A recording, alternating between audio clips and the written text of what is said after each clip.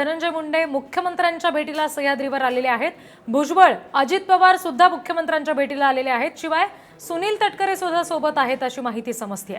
या क्षणाची एक महत्त्वाची बातमी आपण बघतोय। धनंजय मुंडे हे मुख्यमंत्र्यांच्या भेटीला सह्याद्रीवर आलेले आहेत। भुजबळ, अजित पवार सुद्धा मुख्यमंत्र्यांच्या भेटीला आलेत आणि सुनील तटकरे सुद्धा यावेळी त्यांच्या सोबत असल्याची माहिती समजते।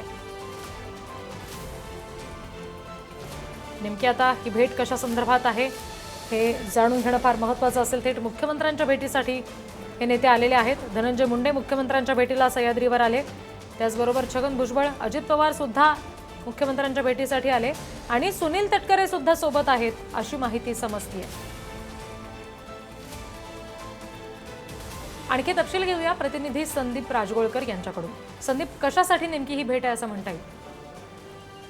नाही, सह्याद्रीवर एकतर आज बैठकांचं सत्र सुरू आहे। मुख्यमंत्री देवेंद्र फडणवीस यांच्यासह मंत्रिमंडळातले अनेक मंत्री जे आहेत ते दाखल झालेले आहेत। कायदा सुव्यवस्थेसंदर्भात मुख्यमंत्री देवेंद्र फडणवीस यांनी एका बैठकीचं आयोजन केलं आहे। त्याच दरम्यान राष्ट्रवादी काँग्रेसची देखील एक बैठक सह्याद्री अतिथीगृहावर होते आणि त्यासाठी उपमुख्यमंत्री अजित पवार यांच्यासह त्यांच्या पक्षाचे जे ज्येष्ठ नेते आहेत, त्यामध्ये छगन भुजबळ असतील, धनंजय मुंडे असतील, हे देखील पोहोचलेले आहेत। आतमध्ये छगन भुजबळ, आतमध्ये धनंजय मुंडे आणि अजित पवार यांची मुख्यमंत्र्यांसोबत एक बैठक होऊ शकते अशी शक्यता राजकीय वर्तुळात वर्तवली जाते। कारण आपल्याला माहिती आहे की धनंजय मुंडे यांनी मंत्रिपद गेल्यानंतरही शासकीय निवासस्थान सोडलेलं नाही आणि दुसरीकडे त्यांचं एक प्रायव्हेट जे खासगी एक निवासस्थान आहे ते देखील असल्याची जी बाब आहे ती समोर आली आहे। त्यामुळं दंड जो आहे तो देखील अजून त्यांनी भरलेला नाही आणि या संदर्भात एक चर्चा होते का सह्याद्री अतिथीगृहावर हे बघणं महत्वाचं आहे। कारण आज दिवसभरामध्ये धनंजय मुंडे यांच्या शासकीय निवासस्थानाबाबतच्या बातम्या ज्या आहेत त्या प्रसारित झाल्या आहेत। त्यामुळे सह्याद्रीवर हे सगळे नेते एकत्र आल्यामुळे याला हे महत्त्व आहे असं म्हणता येईल।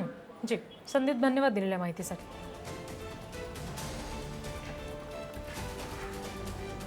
Thank you.